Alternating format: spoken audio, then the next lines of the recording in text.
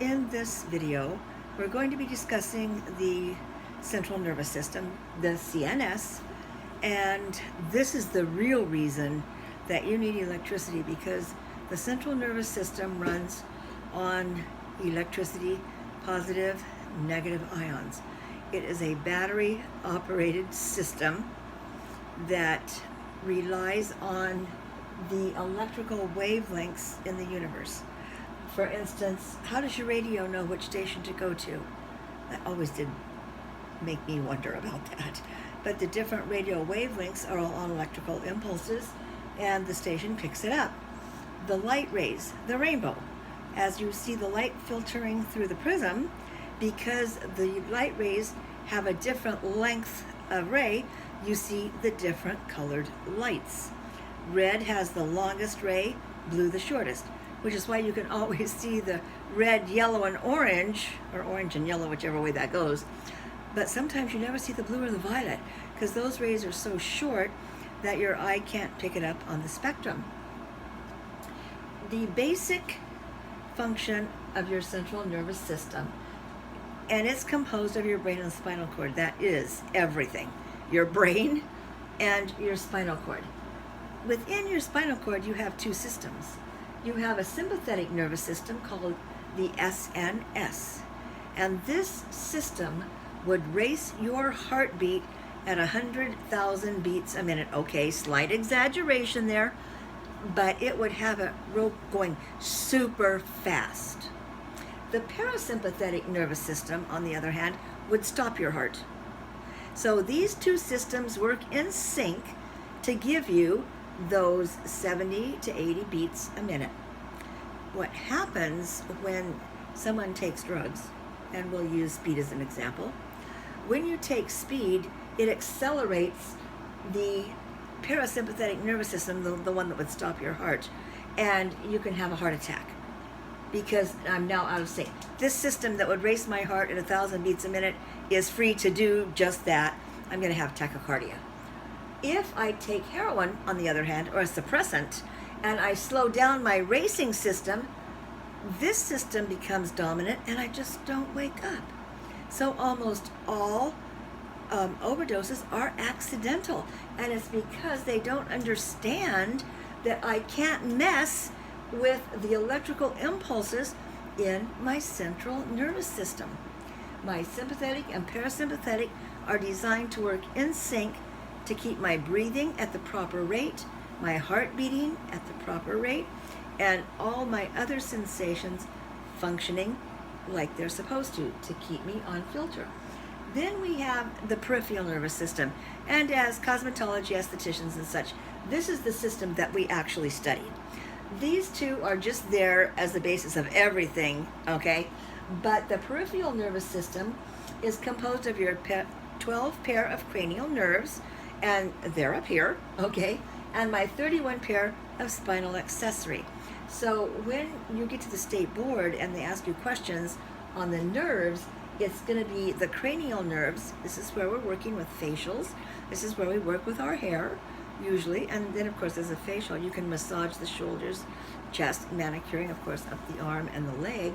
So I have my 12 pair of cranial nerves that will be discussed, and I have my 31 pair of spinal accessory. Now, this class is just an introduction to the electrical systems of your body and how the heart and the nervous system work together to give you exactly what your body needs. We look over now, and what makes up my peripheral nervous system? I have my sensory nerves, my senses. So if I touch something hot, I go, ooh, hot, hot. If I touch something cold, I go, oh, the ice cube stuck to my finger. Okay. Pain. Okay, I feel pain. Pressure. Hot, cold, pressure, pain. And then for some unknown reason, they give you a tickle. Now, I don't know how many of you have ever just sat and had a tickle appear, but certainly an itch. I think they misnamed him. I think it should have been the itch receptor. They're probably very closely related, but I still haven't figured out why they don't have that itch, because it does exist. And it always, when you have your hands in flour, your nose either drips or itches. Just a given. That's the way it is. My sensory nerve, the one that picks up the impulses, takes messages to the brain. This is the diagram of a cell. So up here I have the dendrite, which is kind of like the roots of a tree. It spreads out. And that's referred to as my sensory receptor.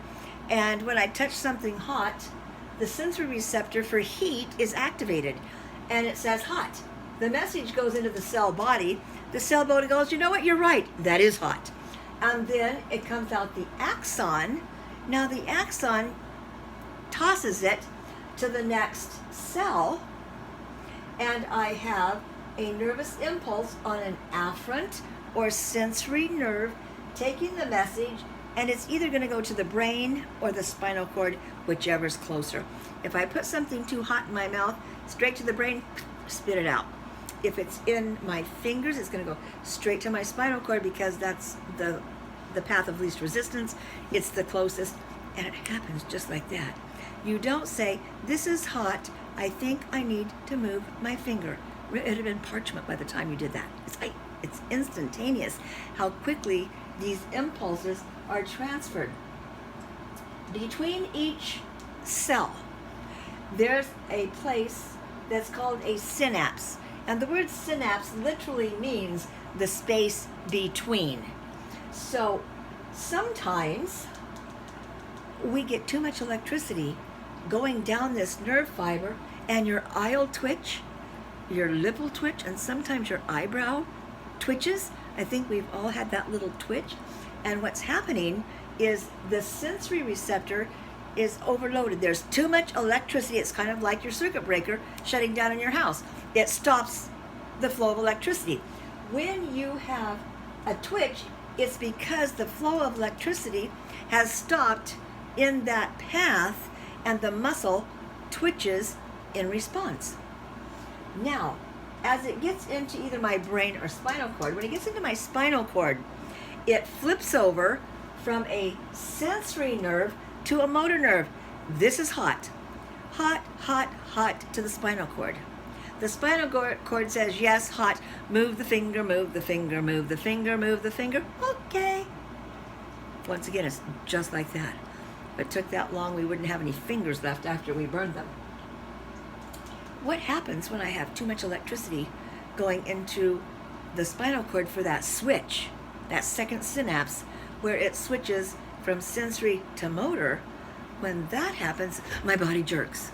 And we've all lain in a bed, and just as you're about ready to go to sleep, your body goes like that. And just like, oh, good grief. Too much electricity in the bottom. It's like plugging in the cord to your blow dryer and seeing the sparks come out. Oh my gosh. Okay, and it's kind of similar that way. Then if it happens in the brain, if it short circuits to my brain and I have too much electricity in my brain, then I have a seizure. And once again, it's that chemical and electrical balance. Chemistry and electricity are pretty much studied together because your body is composed of key elements. Chemical, you're chemically structured. You have a chemical pH, okay? And so everything about us is intertwined. And when we're studying electricity, we're trying to learn why and how that happens, and what impact, what do I need to know? When I cut to the chase, what do I really need to know about how my body is functioning? It's pretty simple. I need to understand that I have sensory receptors that pick up an electrical impulse, and they carry this message to either the brain or spinal cord. Now, if you can envision this nerve fiber being encased in a hose, like the hose to your garden hose, and when you turn the water on, the water is inside the hose and it's going through there. There is fluid inside that surrounds this nerve fiber because it helps carry the impulses along. This fluid is full of positive and negative ions. So what is actually happening here is that, especially with skin, when I put a substance on my face that has a negative ionic charge, this sensory receptor will pick up those negative ions and it will send the message to the brain. Now, when the brain receives that negative information, it says, y'all need to chill out, relax, and unwind yourself. So it's going to soften and it's going to cause the nerve fiber to expand. Now, what happens when you're ADD or ADHD? You don't have the right chemicals in that fluid, and the messages sometimes get going too fast. And when the messages get going too fast, your body responds in kind and you do weird things. If you've ever had an ADHD child, you know that sometimes they just bounce off the walls. And a lot of times it's food that's been ingested that increases that.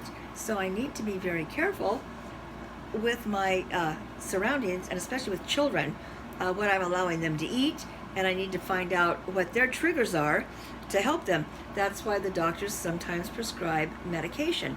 They're trying to replace the chemical that's missing, or reestablish the correct balance of the chemicals that are actually in this nerve fiber that are carrying this impulse to the spinal cord or the brain. And that's why we say we're impulsive.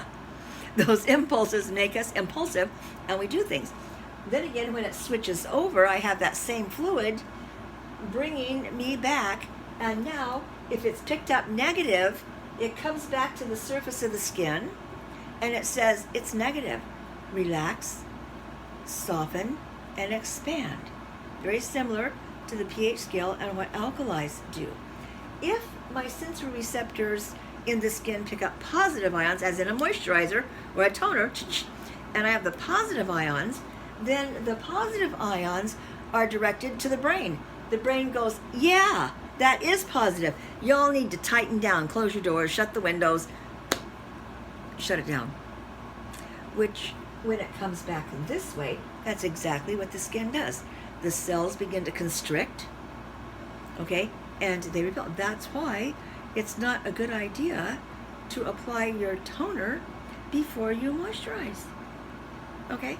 When I apply my toner, my skin receptors are picking up the positive ion flow. The message comes back to the skin: close the pores, shut everything down, harden, and shrink. Now I want to put a moisturizer on. Well, can't get in. Okay, so we have a conflict within the electrical way we're wired. Okay, we're not wired for the electricity. None of us have extension cords. We are a battery operated appliance, and all batteries have a positive end and a negative end. And when they are working functionally, it goes positive, negative, positive, negative, positive, negative on a complete cycle. Our sensory receptors in our skin work on this cycle. It picks up the ions. It picks up the length of the ray of the light, so that when we do light therapy, we get the exact response we're supposed to get, because our brain is identifying everything that's going on here. So I can't separate my chemistry from my electricity. They go hand in glove.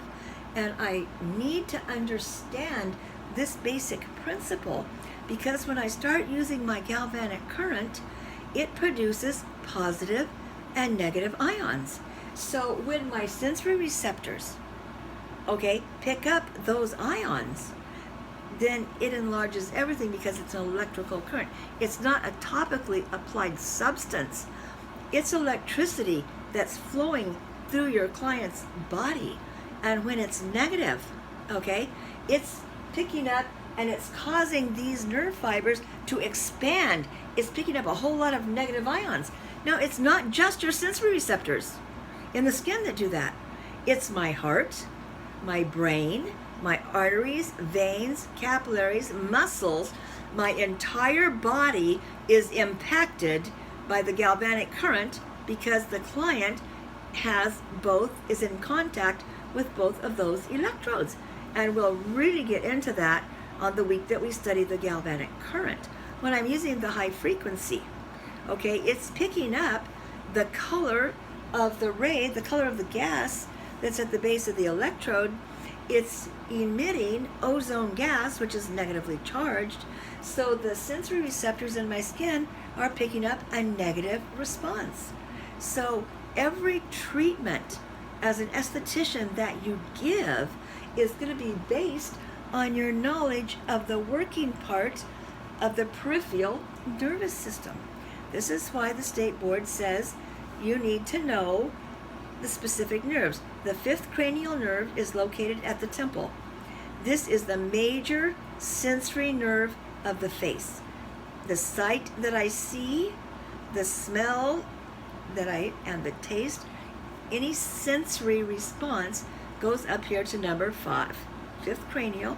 Its alias is trigeminal or trifacial, and tri means 3. I have the eye area going into the 5th, I have the nose going into the 5th, and I have my mouth going into the 5th. All sensory receptors. The 5th cranial nerve is the largest of the cranial nerves, and it's the major sensory nerve. Number 7 is located right about here in front of your ear, this little dumaflachi in your ear, and if you put your finger here and you open your mouth, you can feel it as it goes. Open and close, you can feel your jaw. This is the 7th cranial. This is the major motor nerve. This is what allows you to spit out that hot food. Plug your nose when you smell something you don't like. Close your eyes when you don't want to see something. I had to really smile for my daughter because she, I don't know what the technical term is for signing, okay? But she can sign, and she was working with children. Now, when a child who has hearing, we plug our ears. I'm not listening. When a child who can't hear you doesn't want to listen to you, they cover their eyes. And I said, oh my God, how adorable. Who would think of that but a child, right? It's like going, I'm not listening, because my sensory receptors are working and my brain is acknowledging that, and then I'm coming back with those motor responses that are so imperative. I kind of forgot where I was going with that. But anyway, and I forgot to mention the galvanic positive. The galvanic positive releases positive ions, so it has the opposite effect.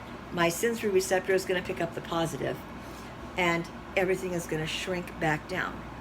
Okay, and you can see that if it's affecting my heart, if it's dilating my blood vessels and constricting my blood vessels, if I have any type of a heart condition, I can cause a problem, which is why the AED machine was part of the curriculum for so many years, is because of the galvanic current as well as the high frequency, and the fact that my whole system relies on this and a simple knowledge. Once again, you're probably going, dear God in heaven, I'm never going to remember this. Remember, this is the introduction, and we're going to talk about it again when we talk about the galvanic current.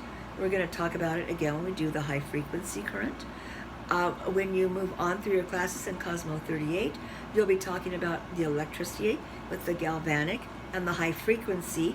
So the purpose of the electricity class is to help give you a foundation so that these words aren't so foreign to you anymore. And as the next teacher comes along and starts talking about positive and negative ions, which is referred to as anaphoresis and cataphoresis, you'll have a lot better understanding, and you'll have this solid foundation so that you can build on, because this is the essence of skincare. So as we finish up the first week, we did your basic introduction, we did the heart, and now we've done the nerves, and now we're ready to start our week 2, where we actually get into, well, actually week 2, I believe, is just your basic electricity and such like that. And then I think week 3 is galvanic. I'm not exactly sure how it goes down. You can check your assignments, check your modules. because all of this is in a module. In Module 2, you have the SDS sheets, you have all the information, then you have a whole handout on the heart, and everything is written out so that you can reread it, and then you have the nervous system, and all of this is printed out for you. So once you read it and you hear it, and you read it and you hear it, then when you ask questions and you need me to clarify something, you'll have a lot better understanding of what everybody's talking about, which is really important as you move on through your classes.